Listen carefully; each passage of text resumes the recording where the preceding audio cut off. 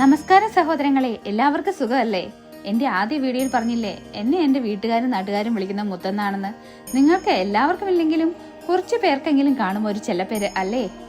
എൻ്റെ വീട്ടിലെ ഒരു ആൺകുട്ടിയെ പ്രതീക്ഷിച്ച് 4 പ്രസവത്തിന് വരെ മുതിർന്ന അമ്മയ്ക്കും അച്ഛനും 4ാമതും ഉണ്ടായത് ഒരു പെൺകുഞ്ഞാണെന്ന് മനസ്സിലായതോടെ മുത്ത് എന്ന വിളിപ്പേര് നൽകി ഇനിയൊരു സാഹസത്തിന് മുതിരാൻ ഞാനില്ല എന്ന് പറയാതെ പറഞ്ഞ അമ്മയും അമ്മയ്ക്ക് വക്കീലായി മുന്നിൽ നിന്ന അമ്മയുടെ അമ്മ അഥവാ പൊന്നമ്മ മുന്നിൽ നിന്നപ്പോൾ ആ പ്രതിഭാസം അവസാനിപ്പിക്കാൻ ഉണ്ണി എന്ന് വിളിപ്പേരുള്ള എൻ്റെ അച്ഛനും തലമുറ നിന്നു പോകുമല്ലോ എന്ന് ചങ്കത്തടിച്ച് കരയാൻ നിന്ന അച്ഛൻ്റെ അമ്മ അഥവാ തറവാട്ടിലമ്മ നിവൃത്തിയില്ലാതെ സമ്മതം മൂളേണ്ടി വന്നു.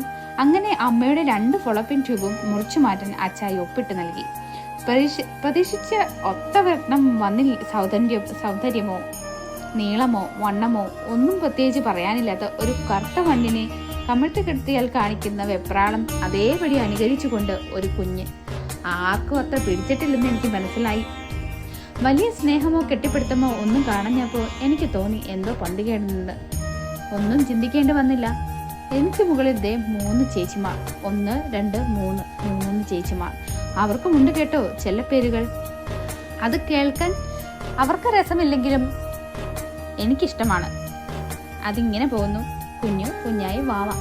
ഇന്ന് ആ വിളിപ്പേരുകൾ അവർക്ക് അത്ര സുഖം നൽകുന്നില്ല. പക്ഷേ എൻ്റെ വിളിപ്പേര് എന്തോ എനിക്ക് ഭയങ്കര ഇഷ്ടമാണ്. കാരണം അതെനിക്ക് എൻ്റെ അച്ചായി ഇട്ട പേരാ. അപ്പോൾ പിന്നെ വേറെന്നാ? ഇത്രയൊക്കെയുള്ളൂ പറയാൻ.